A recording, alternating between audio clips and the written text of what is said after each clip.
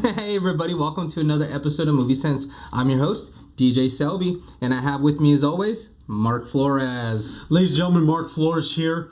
I'm kind of hitting the accelerator here because we here at Movie Sense want to do 5 movies, 5 minutes. Gangster movies of the 2000s. That is correct. We are doing gangster movies of the 2000s, top 5 in 5. Let's go. My first pick is going to be one that's pretty obvious. It's American Gangster 2007, starring Denzel Washington and Russell Crowe. This movie is awesome. It's based very loosely on the life and times of Frank Lucas, a gangster rising in Harlem streets, doing his thing, drug deals, shootouts, hanging out with T.I. and Common and a whole bunch of other fun stuff. And it's actually the second time Russell Crowe and Denzel Washington met up. The other time was in 1996's Virtuosity. Virtuosity was an amazing movie. Great concept. Bad third act. Yeah, actually, I really didn't like that movie at all. Yeah, well, regardless, American Gangster, Denzel Washington, Russell Crowe before he started getting chubbier. This is just a great movie. Check it out if you haven't already seen it, or if you've seen it, rewatch it because I promise you won't be let down. What's your pick, Mark? My pick is going to be 2006's The Departed. Winner of the 2007 Best Picture. You have several career arcs. You have Jack Nicholson's last great movie. You have the career vehicles for Leonardo DiCaprio and Matt Damon and Mark Wahlberg. This is basically based on 2 cops within the South Boston crime syndicate trying to flush each other out and trying to figure out who's the mole for Frank Costello, played by Jack Nicholson. This movie is awesome. Also has Anthony Anderson in it. And Martin Sheen. And Alec Baldwin. And they all fail at their Boston accents. And Vera Farmiga for a little Conjuring crossover. There we go. And moving on to my second pick. This one is a really good one, and it takes place not in the U.S., it actually takes place in London. Eastern Promises, the sequel to Western Secrets. No, I'm kidding. Eastern Promises, starring Naomi Watts and Viggo Mortensen. And this movie basically takes place regarding the Russian mafia at their greatest. They have a long reach. They're doing sex trafficking. There's a Jane Doe that shows up in Naomi Watts' hospital who has a diary with recorded events that led up to her death while being trafficked in the Russian syndicate. Yes. This movie is a great flick. Awesome action fight scenes.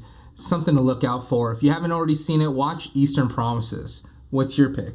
My next pick is 2001's Blow, directed by Ted Dem. Johnny Depp plays the role of George Jung. He's basically the only he's the U.S. supplier for the Medellin cartel from Colombia during the 1970s. Yeah. Starts his slow rise to power working with just small drugs, and then ends up going to the Colombian marching powder known as cocaine. Get your snow skis ready, ladies and gentlemen. As I like to call it. It just gives you a great depiction on the lavish life of a drug dealer, not knowing where to put all the cash.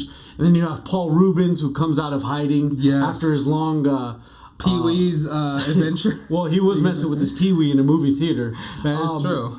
But he comes out of Barbie! a semi hiatus after that and does a great role. And Pablo Escobar is in the movie too, which is great, played by a Puerto Rican. But that's beside the fact. Okay, moving on to the last pick, which is one of my all-time favorite movies of all time. City of God. 2002, City of God. This movie is amazing. It takes place just outside of Rio de Janeiro in Brazil. This is the rise and fall of some of the most prolific drug kingpins in the entire world. This movie takes the view of a few different characters with the main focus of Rocket, an aspiring photographer who's being able to kind of get both sides of each gang as they're going into an all-out war. And I mean, just some great stories tied in between. This movie, City of God, is one that if you have not seen and you don't mind reading the subtitles, check it out. It is one of my high recommendations of all time. I totally recommend it. It was on my top 10 for a while, but then all these other movies kept adding on. Oh, it's still in my top 10. It's actually in my top 5. There we go. There's only one thing to do left, and you know what it is, Mark.